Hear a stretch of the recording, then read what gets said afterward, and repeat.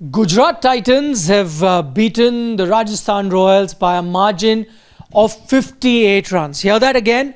58 runs. In a format where even a 20-run win is considered a big victory margin, a 58-run win, well, that's nothing short of an innings defeat of T20 cricket. That's how dominant Gujarat were playing Rajasthan at their home in Ahmedabad. It was a good batting pitch, and we're going to break this game down into 5 very important points. It was an important game, firstly, that has taken Gujarat to 4 wins on the trot, and right now they are the only team with 8 points in this season of the IPL, which is what has taken them to the top of the points table. Let's break it down into 5 major points. Let's start with our point number 1, and that has to be Sai Sudharsan. He was the top scorer, getting 82 runs for his team, taking his team to a more than competitive 217 on a good batting track. And what you're enjoying about Sai Sudharsan at the moment is, one, it's not just a one-off inning. He's been one of the most standout batters for his team. In fact, Gujarat have relied on their top 3 of Shubman, Sai Sudharsan and Josh Buttler to ensure they get a lot of runs. And Sai Sudharsan has been the most consistent of them all. What is really heartening to see about Sai Sudharsan is the manner in which he has been batting without taking too many risks, without taking or playing too many adventurous strokes or playing unconventional strokes. He's playing good old school cricket, correct shots, and yet scoring at a strike rate of above 150 and scoring runs by the truckload. That's a standout performer, and now his name is already doing the rounds of being a future India cricketer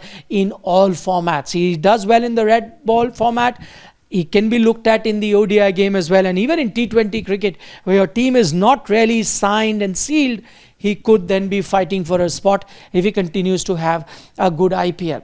Point number 2 was the tactical genius of Gujarat Titans in this match. First of all, they did something that happens very rarely in an IPL. When they were in that situation batting first, they were put into bat first, they still went in with their bowling 11. Now remember, most teams, what do? If they are batting first, they'll go with their batting 11 and then make a change as an impact sub and bring in a bowler. But what did Gujarat do? They did something very different. Even though they were batting first, they went with their bowling 11. Why were they doing it? For a few reasons. One, because they rely on the top order, and I think on a good pitch they felt that the batting will be underutilized. On a good pitch you can get hammered for a lot of runs, so we need to bolster our bowling, get more and more bowlers. So what did they do? They compromised on their batting. Who did they drop to compromise on their batting? Someone like a Washington Sundar, who was a standout performer for them with the bat in the previous game. Yet they did not go with performance. They went with horses for courses. They thought, for this pitch you need a stronger bowling attack, let's compromise on our batting. So while they were batting, they went with their bowling 11. What did that mean? That meant that someone like a Rashid Khan was batting at number 7, and Rashid Khan at number 8, a Sai Sudharsan at number 9. That means your batting was finishing at number 6. That does not happen. They went with that, and I think that paid dividends, because they did not utilize their batting on a good batting surface as they had planned. And what did that allow them to do? When they came out to bowl, they also got a Kulwant Kejrolia to come into the mix, which meant they had gone with 5 regular bowlers to begin with. Now they had 6 regular bowlers, and that's how the game also played out. You know, when Arshad was going for a few runs, they had a Kulwant Kejrolia to go to. Sai Kishore, their regular spinner who usually bowls a lot, this time they didn't use him much because there was a left-hander in Hetmar. They could afford to do that because they had a 6th proper bowling option. And I think this tactical planning by Gujarat was an absolute masterclass that some teams can look into going into the future. Just to add to their tactical brilliance, the 2 dismissals that you saw that they got, especially the one of a Yashasvi Jaiswal and then Nitish Rana as well, short pitch deliveries targeted at their body. They had a fielder there which was a deep point or a third man, and they got both those dismissals caught there. So they had planned for those 2 batters who like to sometimes cut and play it over in that region. They kept the fielder there, bowled the same length to them, and got them out with that planning. You could see in the Gujarat celebration that these were tactical plans that they had made. So kudos to the Gujarat Titans team, whether it's captain Shubman Gill or their coach in Ashish Nehra. Point number 3 from this match, which is a standout bit, which will give a lot of confidence to Gujarat Titan. Rashid Khan getting back into form. He picked up 2 wickets, was economical as well, and that was much needed because up until now in the previous 4 games, he was going for a lot of runs, and that would have been the biggest worry for Gujarat. To have their best spinner, arguably one of the best spinners the IPL has ever seen, back into form will serve them well as they go along into the tournament.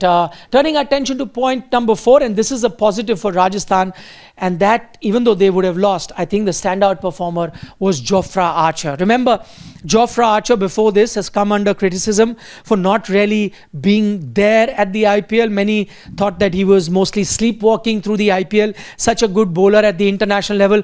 But what happens to him at the IPL level? He's woken up. That sleeping giant has finally woken up. The previous game also was outstanding, and this game as well. Only picked up 1 wicket. But you really had to see it to believe it. He was breathing fire in his spell. Deliveries touching 147, 148. I remember one delivery, which is a short pitch delivery timed at 147 clicks. That is some serious pace. Because remember, short pitch deliveries are usually a bit short on pace. And it's mostly the over pitch deliveries that are really high on pace. A short pitch delivery at 147, that's as good as an over pitch delivery that is somewhere around 157, 158 km per hour. One of the fastest deliveries ever.